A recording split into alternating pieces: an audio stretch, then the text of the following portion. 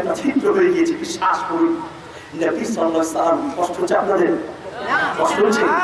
নবী সাল্লাল্লাহু আলাইহি ওয়াসাল্লাম মসজিদে বসে আছেন, একজন সাহাবী মসজিদে ঢুকছেন। ঢোকার সময় আল্লাহ নবী সাল্লাল্লাহু আলাইহি ওয়াসাল্লাম বললেন, এই এখন যে লোকটা মসজিদে আসবে এই লোকটা জান্নাতি। এখন যে লোকটা মসজিদে আসবে কি জান্নাতি। একই লোকের ব্যাপারে আল্লাহ নবী সাল্লাল্লাহু আলাইহি ওয়াসাল্লাম দিন বললেন লোকটা জান্নাতি। সাহাবী আশ্চর্য হয়ে গেলেন। আব্দুল্লাহ ইবনে আমর ইবনে আস রাদিয়াল্লাহু তাআলা আনহু তিনি 3 দিন পরে ওই সাহাবীকে দিয়ে বললেন, ভাই আমি 3 দিন আপনার বাড়িতে মেহমান থাকতে চাই। কেন মেহমান থাকতে চাই বলেন তো?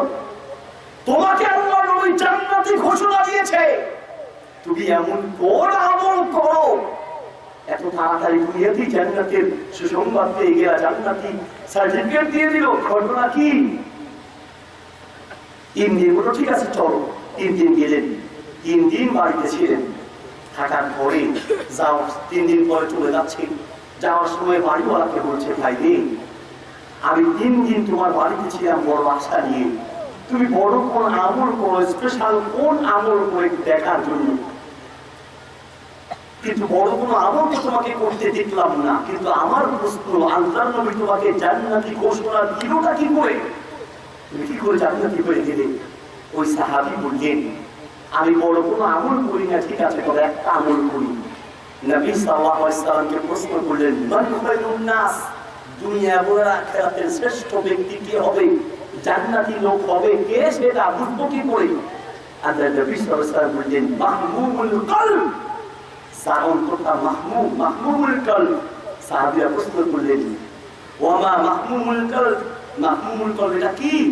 আল্লাহ নবী সাল্লাল্লাহু আলাইহি ওয়াসাল্লাম বললেন, মাহমুমুল কলব হলো লা বিল্লা ওয়ালা হাসাদা, যার কলিজার ভিতরে, যার অন্তরের ভিতরে কোন মুসলমানের জন্য হিংসা থাকবে না।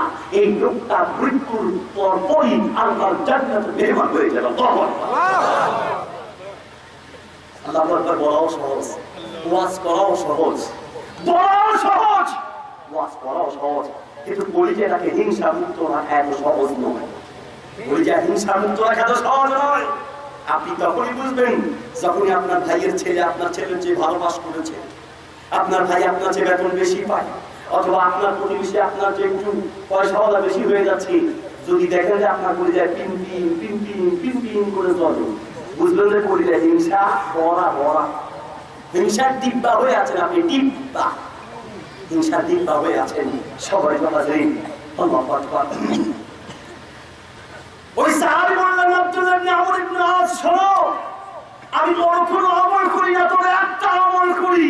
আল্লাহর নবী সাল্লাল্লাহু আলাইহি ওয়াসাল্লাম থেকে যেদিন থেকে শুনলাম অন্তরটাকে হিংসা মুক্ত রাখলে জান্নাত পাওয়া যায়, সেই দিনের পর থেকে আমার এই অন্তরের ভিতরে কোন মুসলমানের জন্য হিংসা রাখি না। আল্লাহু আকবার, আল্লাহু আকবার। মুসলমানের জন্য হিংসা রাখি না।